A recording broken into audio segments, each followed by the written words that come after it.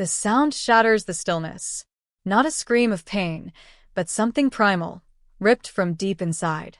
It's the sound of a man who thought he held all the strings suddenly finding himself dangling, exposed. I don't flinch. I just watch from the doorway. He's in the living room, phone clutched in a white-knuckled grip, face contorted, red and blotchy. Furniture I carefully chose, art I hung. It all seems to shrink back from the raw, ugly noise he's making. The room smells like stale coffee and the faint metallic tang of panic. If this story hit close to home, I'd love to hear your version. Tell me in the comments where you're listening from and what time it is. And if you haven't already, please subscribe. It helps me more than you know. We built a life brick by brick. Or maybe I did, and he just occupied the space I created. It felt solid, though. Comfortable. A big house in the suburbs, 2 cars in the driveway, annual vacations that were more routine than adventure. My husband, Mark. Successful in his field, admired, easygoing. He had a way of laughing that made you feel included, a calm presence that anchored things. At least, that's what I told myself. That's what the world saw. My world was quiet satisfaction. My small studio where I painted abstracts, the familiar rhythm of our evenings, dinner, a shared show, quiet reading. He was often late, meetings that ran over, business dinners. Normal, I thought. The hum of a busy, important life. I didn't pry. I trusted. Trust was the foundation, wasn't it? The invisible steel beams holding everything upright. The first crack wasn't a loud snap, but a whisper, a tremor deep underground. A text message notification popped up on his phone screen one evening while he was in the shower. I wasn't snooping. It was just there, glowing on the coffee table. A name I didn't recognize, followed by something mundane like, "Did you make the booking?" Harmless, right? Except the name was a woman's, and his contacts list had no woman by that name. A flicker of unease. Dismissed. Probably work-related. He had female colleagues. Of course he did. But the tremor lingered. Then came the changes. Subtle at first. He started dressing differently, sharper suits, new ties. He spent more time on his appearance. He was always meticulous, but this felt performative. He was less present when he was home. His eyes would dart to his phone. He'd take calls in another room, his voice low. The easy laughter felt strained, replaced by a kind of restless energy. Dinners became silent affairs, punctuated by the clinking of cutlery and the distant hum of the refrigerator. The space between us grew, cold and vast. I tried talking to him. "Is everything okay?" I'd ask, my voice soft, trying to bridge the distance. "You seem preoccupied." He'd wave a hand, a dismissive gesture that felt like a physical blow. "Just work stress," he'd say, not meeting my eyes. "Big project. Lots on my plate." The lies were clumsy, but I wanted to believe them. I clung to work stress like a life raft in a rising tide of anxiety. I started waking up in the middle of the night, heart pounding, staring into the darkness beside me where he slept or pretended to sleep. The knot in my stomach tightened. It twisted and churned, a constant, nauseating reminder that something was fundamentally wrong. I started noticing things. The way he deleted his call history and texts religiously. The faint, unfamiliar scent of perfume on his shirt collar, different from mine. His explanations became more elaborate, more unbelievable. A weekend business trip to Chicago suddenly had him stuck an extra day because of a fictional snowstorm, yet the weather forecast for Chicago showed clear skies. I felt like I was losing my mind. Was I paranoid? Was I inventing things? I'd look in the mirror and question everything. My appearance, my personality, my worth. Was I not enough? Was this why he was pulling away? The self-doubt was a poison, seeping into every corner of my thoughts. I started checking the mileage on his car, comparing it to what he claimed. Little discrepancies added up, a damning ledger of small lies. Then came the credit card statement. A charge at a high-end jewelry store in a different city. Not a gift for me. My birthday had passed without so much as flowers. My hands shook as I held the paper. This wasn't work stress, this wasn't preoccupation, this was something deliberate, something hidden. I felt a cold, hard anger begin to replace the confusion and self-doubt. I confronted him, the statement trembling in my hand. He didn't even blink. Business expense, he said, his voice flat. Client gift, the lie was so bald, so insulting. It took my breath away. I stared at him, seeing a stranger in the familiar face. The man I married would have stumbled, would have shown something. This man was a wall. That was the moment the shift happened. The victimhood drained out of me, replaced by a chilling resolve. I stopped asking. I stopped hoping for honesty. I decided to find the truth myself. It wasn't about winning him back anymore. It was about understanding the lie I had lived. It was about reclaiming my reality. I started small, searching his email archives when he was out, looking through his briefcase. It felt dirty, invasive, but the need to know was overwhelming. I found scattered clues, hotel booking confirmations, restaurant receipts for two, save numbers under fake names. The work trips became less about work and more about rendezvous. He wasn't just having an affair. He was building a parallel life. A life he was funding, nurturing, pouring energy into while offering me the leftovers of his time and attention. The scale of the deception was staggering. He wasn't just meeting someone, he was spending significant time and money on her. The realization hit me like a physical blow. He hadn't just betrayed my trust. He had built an elaborate facade, a whole other existence right under my nose. The wife at home, me, was just part of the scenery he left behind when he stepped into his real life. The deep crisis settled in. I felt isolated, adrift. Who could I tell? Our friends were mutual friends. My family loved Mark. How could I explain that the man they knew, the successful, charming husband, was living a calculated lie?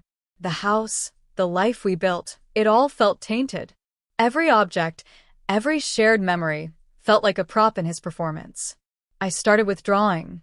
Pretending everything was fine in public became an exhausting act. At home, the silence was thick with unspoken accusations. I felt like I was drowning in his deception. But beneath the despair, something hardened. A cold calculation. I realized confronting him head-on would only give him control over the narrative. He would lie, manipulate, turn it back on me. I needed leverage. I needed irrefutable proof. I needed a plan. I started documenting everything. Photos of receipts, screenshots of emails, dates, times, locations. I created a file, a quiet, damning indictment of his double life. Then I found her. Her name, tucked away in a shared calendar entry under a code name. A quick online search yielded results. She was younger, vibrant, public on social media. And she was posting pictures from places Mark had been on his business trips, pictures with him, sometimes faces turned away or cropped, but identifiable by context, the restaurant, the hotel lobby, a distinctive view from a window. The woman in the photos was everything I wasn't in that moment, carefree, radiant, blissfully unaware she was the other woman in a carefully constructed lie. As I dug deeper, I saw it. His arrogance wasn't just in the deception, it was in his casual disregard for the risk. He wasn't hiding his tracks well. He was just assuming I wouldn't look, or wouldn't find anything, or wouldn't dare confront him. He was openly incorporating her into his life, blurring the lines between his two worlds. And through her social media, I saw glimpses of his narrative. Comments from her friends referencing their future, hints about him finally leaving his unhappy marriage. That's when the chilling realization hit me. He wasn't just having an affair. He was planning his exit. And he was painting a picture of me as the obstacle, the cold, distant wife, justifying his actions to her and, I suspected, preparing to paint that same picture to our friends and family when the time came. He wasn't going to confess. He was going to announce his freedom, his newfound happiness, making me the villain in his story. He was crafting the narrative, ready to deploy it when it suited him. But his arrogance blinded him to one crucial fact. He wasn't the only one involved. He wasn't the only one with a narrative. And he wasn't the only one who could control the timing. I had his secret. I had proof of his lies. And I had found the key to unlocking it. Her. He was so sure of himself. I overheard him on the phone one evening, talking in hushed, excited tones. Just a matter of time. Soon we can be open. She has no clue. Going to be so much better. He was basking in the anticipation, relishing the control he believed he had. He thought he held all the power, that he would choose the moment, dictate the terms of his departure. He was bragging about his impending freedom, his double life nearing its triumphant culmination. This is where the plan crystallized. I didn't need to confront him.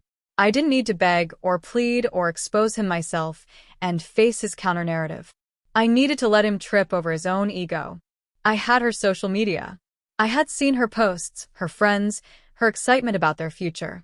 And I knew, instinctively, that she believed his story about me, about our marriage, about his plans. What if she saw proof that his story was a lie? What if she saw that he was still actively deceiving her, just as he was deceiving me? I didn't contact her directly. That was too messy. Too much risk. But I knew how social media worked. I knew how information spread. And I had a file full of undeniable proof. Proof that he was lying about our marriage, yes, but also proof that he was lying to her. Proof of promises he hadn't kept, timelines he had fabricated, maybe even details about his finances he'd hidden from her. I needed to make sure that truth, the truth about his lies to her, found its way to her. I thought about how best to do it. An anonymous email? A burner phone message? It had to be untraceable to me, yet undeniable to her. It had to shatter her perception of him. I settled on something simple, something that looked like an accident, a leak. Something that would feel like a betrayal to her by someone close to him, or maybe even by him himself, carelessly leaving something exposed. A digital breadcrumb trail left in a place she might look, without him knowing I'd put it there. Evidence of his continued deception, perhaps a screenshot of a recent conversation about me that directly contradicted what he told her. A casual mention of future plans with me, made recently, long after he'd supposedly promised to leave. Small, sharp shards of truth aimed directly at the foundation of their relationship. I planted the seeds carefully, remotely. A file left in a cloud storage folder I knew he shared access to with her for certain business documents. A screenshot disguised as a random image in a shared album. Something that looked like his carelessness, not my design. Then I waited. The waiting was the hardest part. Every day felt like an eternity. He continued his routine, oblivious. Still taking late calls, still sending hushed texts, still planning his grand reveal, the moment he would take control and walk away, leaving me to pick up the pieces on his terms. He had no idea the ground beneath him was about to collapse. I saw it happen in real time. Not on her profile initially, but through a mutual acquaintance who was tagged in a post. A public post. Her profile, usually curated and bright, was raw, emotional. Not a bitter other woman rant, but something far more devastating to him, a factual, detailed account of his lies, his manipulation, his double life. She hadn't just exposed the affair, she had exposed him, his calculated deception of both of us. She had posted screenshots, dates, damning details that corroborated everything I knew, and probably much more. She exposed his narrative as a carefully constructed lie. She had taken his story and ripped it to shreds, posting the raw, ugly truth for the world to see. And that's when he screamed. The sound I hear now. It wasn't directed at me. It wasn't a confession or an apology. It was pure, unadulterated rage and panic. He was staring at his phone, scrolling through something, his face a mask of horror. He hadn't seen it coming. He had been so focused on his own plan, his own control, that he never considered she might have her own breaking point, her own access to information, her own voice. He never imagined his mistress would be the one to detonate the bomb. He was blindsided. The man who bragged about orchestrating his double life, about controlling the outcome, had lost control completely, spectacularly, publicly. He started shouting, not words at first, just guttural sounds of fury and disbelief. He threw the phone across the room. It skittered and hit the wall with a crack. No. She can't. She didn't. That stupid bitch. The mask was gone. The calm, successful husband was replaced by a sputtering, enraged child having a tantrum. He paced, running his hands through his hair, muttering to himself. My job. The board. Everything. She ruined everything. He finally looked at me, his eyes wild, unseeing. Did you know about this? He roared, as if I was somehow responsible for his mistress exposing him. I just stood there, watching him. The panic, the fury, the utter loss of control. It was a train wreck, slow and unavoidable. The man who thought he was the conductor was now just another piece of debris. I didn't feel joy. Not really. Just a deep, cold sense of completion. The lie was out. The truth, delivered not by my hand, but by someone else he had deceived, was undeniable. He was trapped in the fallout of his own making. I didn't raise my voice.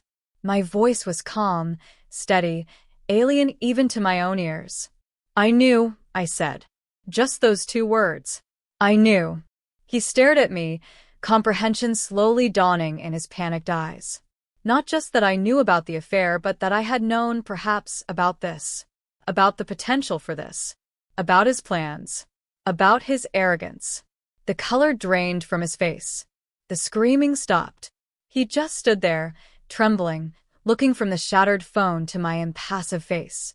He realized, in that moment, the extent of his blindness. He thought he was playing chess, but I had flipped the board. Or rather, I had known the other player was about to flip it, and had simply waited. The aftermath was swift and brutal for him. Her post went viral within hours. The details were too specific, the screenshots too real. His carefully constructed image shattered. The company he worked for, built on reputation and trust, initiated an investigation almost immediately. His social life evaporated. The friends who admired him suddenly looked away.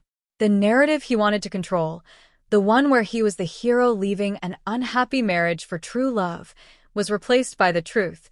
He was a deceiver, a manipulator, exposed by his own hubris. For me, it was quiet. The storm raged around him, but I was in the eye of it, a strange calm settling over me.